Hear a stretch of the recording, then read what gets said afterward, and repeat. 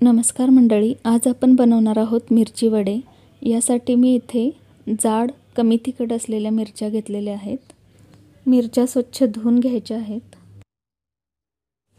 एका पॅन मध्ये भजीसाठी लागणारे बेसनचे पीठ घेऊयात।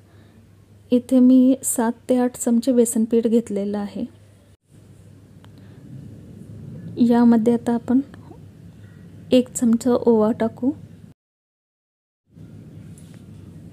यामध्ये ॲड करू पाव चमचा बेकिंग सोडा आणि चवीपुरतं मीठ।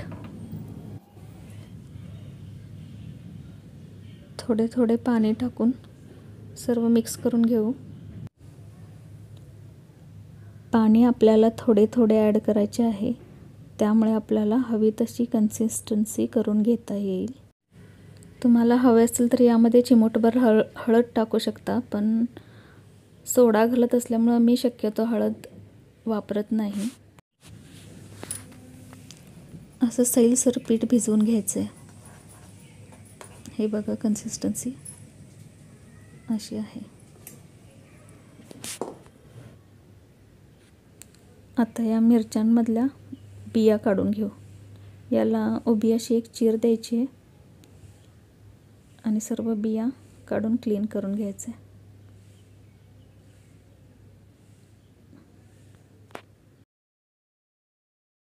या मिरच्या कमी तिखट असतात आणि याचा कलर ही फेंट ग्रीन कलर असतो। हे बघा, अशा पद्धतीने सर्व मिरच्यांमधल्या बिया काढून घेऊ आणि आता स्टफिंग बनवायला घेऊ।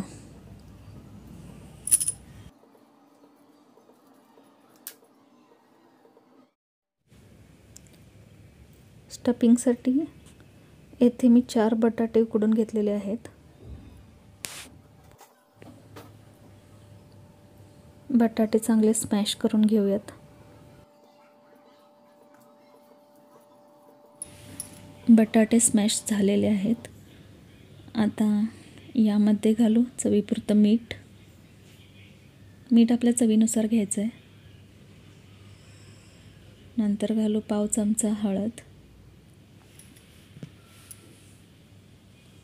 1 चमचा धने जिरे पावडर आणि 1 चमचा पांढरे तीळ। तीळ ऑप्शनल आहेत। इथं मी 5-6 लसूण पाकळ्या आणि आलं कुटून घेतलेलं आहे, पण हे डायरेक्ट कच्चं न घालता आपण थोडंसं तेलामध्ये भाजून ॲड करू। असं थोडंसं भाजून घ्यायचं, म्हणजे त्याचा कच्चा वास राहणार नाही। आलं लसूण पेस्ट मिश्रणामध्ये घालून सर्व जिन्नस चांगले मिक्स करून घेऊ। यामध्ये तुम्ही कोथिंबीर देखील ॲड करू शकता, मी इथे घातलेली नाही आहे। आता हे मिश्रण सर्व मिरच्यामध्ये स्टफ करून घेऊ। हे बघा, या पद्धतीनं सर्व मिरच्या स्टफ करून घ्यायच्या आहेत। स्टफिंग करत असताना एका बाजूला तेल गरम करत ठेवायचे।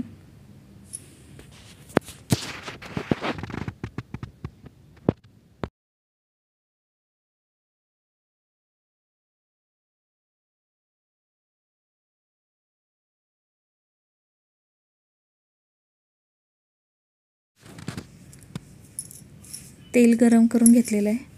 हे बघा, पिठाची कन्सिस्टन्सी अशी हवी आहे, म्हणजे याच्यामध्ये मिरची डीप करून अगदी व्यवस्थित आपल्याला तळून घेता येईल।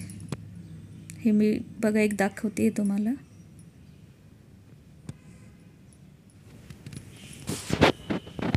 आणखी एक मिरची तळायला घेऊ।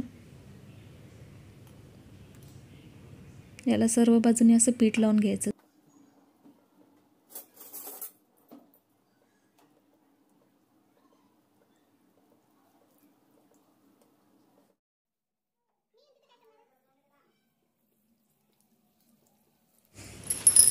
मस्त असं ब्राऊन रंगावर भाजून घेऊ।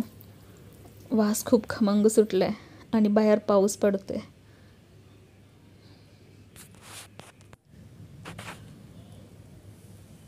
आपले मिरची वडे छान फ्राय झालेत। आता आपण डिशमध्ये काढून घेऊ।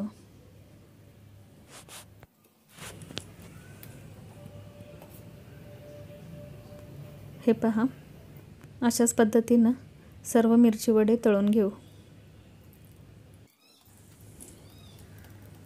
हे मिरची वडे पुदिन्याच्या चटणीसोबत खूप खमंग लागतात. चला पुदिन्याच्या चटणीसोबत सर्व करू. मंडळी, चॅनेलला लाईक आणि सबस्क्राईब जरूर करा. आणि हो, कमेंट करायला विसरू नका.